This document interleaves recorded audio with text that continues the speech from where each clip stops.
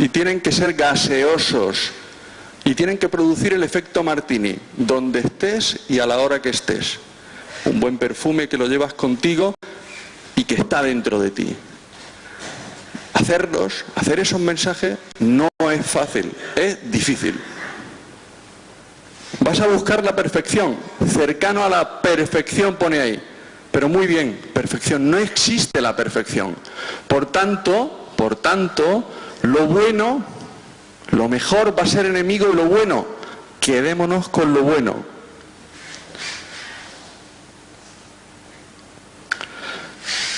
No vais a tener tiempo para pensar si estáis en la primera línea política. Juan Ángel dice que soy concejal. Fui concejal, ya no lo soy. Cuando lo era no tenía tiempo para innovar ni para pensar. Rodéate de gente que pueda innovar. Lo que funcione, déjalo y no lo cambies. Aquello que no funcione, revísalo y cámbialo. La mayoría de las cosas, todas, solo ocurren una vez en la vida, por tanto aprovecha todos los momentos que tengas para comunicar. Una reunión en el despacho con un vecino, un meeting de 4.000 o 10 minutos en la radio, que son una eternidad, Habla claro. La gente no sabe exactamente lo que tú estás diciendo muchas veces, porque tú estás tan metido en este tema que piensas que todos los demás saben lo que tú sabes. No, 10 años, para niños de 10 años. Mi madre no sabe situar España en un plano, en un mapa mundi. Para mi madre hablo.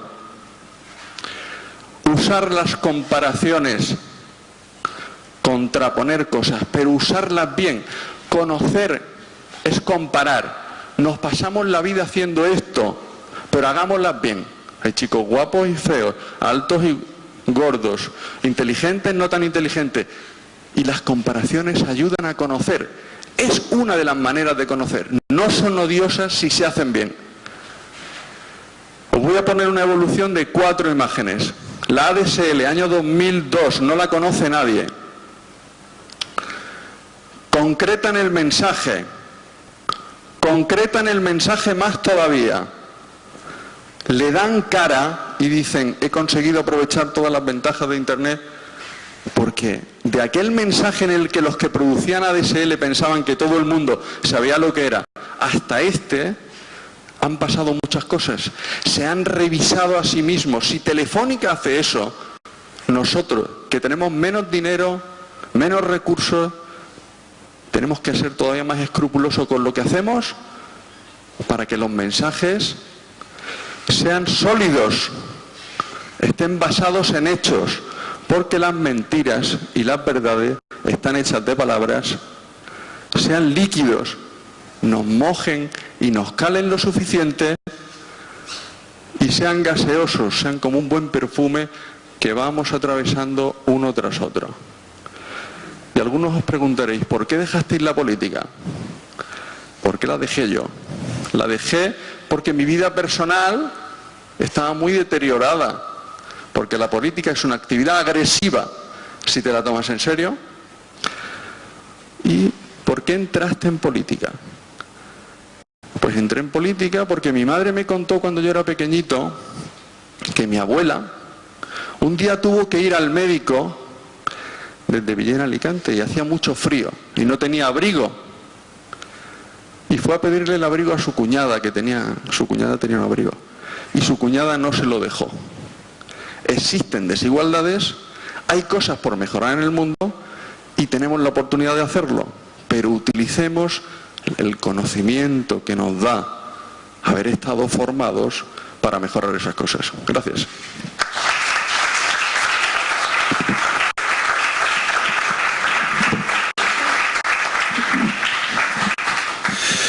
Gracias, Paco. No te he tenido que controlar nada, en su justa medida y muy directo.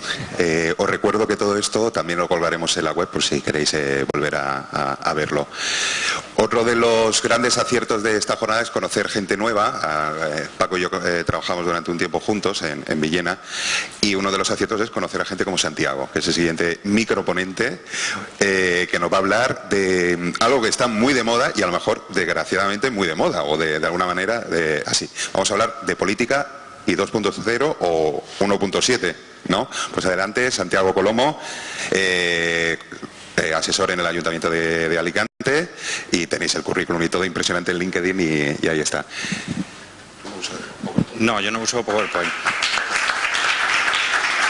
Bueno, gracias. Primero, daros la enhorabuena porque estáis demostrando una verdadera vocación, estando aquí un sábado con el tiempo que ha salido hoy en Alicante.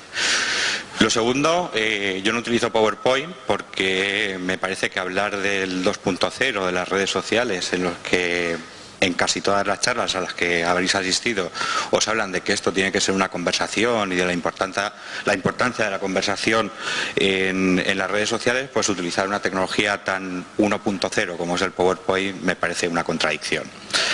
Bueno, lo tercero, me alegro mucho de no haber sido el primero porque me doy cuenta de que vamos todos muy alineados en los mensajes que estamos lanzando hoy. Y yo lo que quiero es, pues de algún modo, lanzar algunas dudas o crear incertidumbres entre todos los que estáis aquí sobre lo que significa la comunicación política en las redes sociales. Para empezar, el título de la ponencia era Bienvenidos a la política 2.0 y el 2.0 estaba tachado, ¿vale? Lo tachamos. Y ponemos 1.7. Porque al 2.0, tal y como se está hablando del 2.0, es algo a lo que nos queda mucho todavía por llegar. Y para empezar a comprender lo que os voy a contar, vamos a asumir una serie de premisas iniciales. Lo primero es que vamos a considerar, a pesar de que hay nobles excepciones, que todos los políticos lo hacen mal en las redes sociales, y todos los partidos también, sean de izquierdas o sean de derechas, y vamos a empezar a desmontar pues todos estos paradigmas del 2.0 y de lo que nos tratan de contar referente al comportamiento político en redes sociales.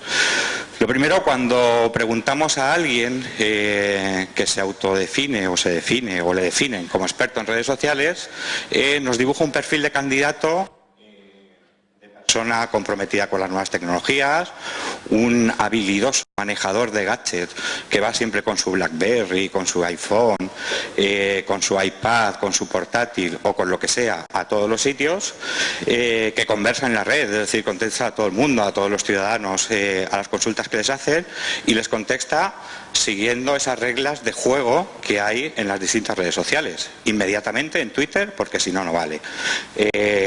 Con datos exactos, porque si no, no vale. Y lo que estamos definiendo, si cogemos ese trocito de perfil de superavezado utilizador de redes sociales y además lo juntamos con un perfil político de candidato que tiene que hacer mítines, grandes o pequeños, que tiene que estar en la calle activamente y tiene que ir por el pueblo conociendo a cada uno de los líderes que van a generar esa opinión, y además tiene que estar desarrollando el programa electoral con unas ciertas características, pues tenemos un superhombre. O sea, es absolutamente imposible que pueda hacer todo eso. Y entonces viene pues lo que intenta hacer mucha gente, decir, joder, si yo no puedo, me busco un equipo, perfecto. Y eso ya no nos gusta porque no es el candidato el que está respondiendo exactamente. Así que estamos en un entorno de difícil solución. Realmente, si todo esto es imposible, quizás lo que está equivocado es el concepto que intentamos transmitir en las redes de lo que significa la conversación. La conversación, como término, tiene más acepciones de las que se utilizan habitualmente. Siempre se habla de la conversación y pensamos en la conversación uno a uno. Y la conversación uno a uno de un candidato político es imposible, prácticamente, como hemos visto, y si me apuráis, es, no sé si decir, ilegal. Y os voy a contar por qué. Si además ese cargo político ocupa un puesto destacado en alguna administración pública y entablamos una conversación uno a uno, lo más probable es que parte de esa conversación se centre en peticiones personales. Es decir, yo soy un ciudadano que quiero que pongan una farola en mi calle porque está oscura. Y eso no pasa nada, llamaría al ayuntamiento de turno o a la administración que tocase y me pondrían la farola. Pero ¿qué pasa si lo que quiero es que me quiten un contenedor de mi puerta y obviamente lo tienen que poner en el portal de al lado? Para beneficiarme a mí estoy perjudicando a otro tipo de gente. Y si esto lo personalizamos mucho más, pues podemos caer incluso en el tráfico de influencias, y es así como suena, porque si todo esto lo hago por teléfono y me graban, salgo en la información seguro, ¿sí o no? Luego, la conversación uno a uno no parece que tenga que despertar el interés o la importancia que le estamos intentando dar. Así que los conceptos de conversación que yo creo que se deben utilizar son los que están basados en la conversación uno a muchos o muchos a uno. ¿Vale? Internet sí sirve para recoger propuestas y pulsión ciudadana, pero sirve siempre y cuando lo hagamos ordenadamente. El típico buzón que mucha gente utiliza en sus páginas de web y lo titulan programa participativo y tienes un formulario, normalmente es un buzón opaco en el cual tú lanzas tus propuestas pero no se ven públicamente y los ciudadanos las hacen uno a uno. Vale, los que habéis tenido experiencia en campaña y habéis trabajado con este tipo de cosas, habréis descartado casi con total probabilidad en torno al 92% de las propuestas que llegan. Porque uno pide que el centro de Alicante se parezca a París, otro pide que, no sé, que se desvíe el cauce de un río porque le molesta el ruido cuando duerme por las noches y cosas similares. Las conversaciones uno a muchos deben estar guiadas con esos generadores de opinión que comentaba Rafa y que bien utilizadas sí que son útiles. Si yo tengo un programa electoral y lo tengo definido en 10 puntos, puedo proponer en función de esos 10 puntos cuáles son las actividades o acciones concretas y pedirle a la gente que dé su opinión y generar una conversación concreta sobre un tema concreto, ¿sabes?, que me pueda ayudar para reforzar el mensaje. Bueno, el segundo paradigma, por no alargarme mucho, porque a mí sí que me vas a tener que cortar, ¿vale?, es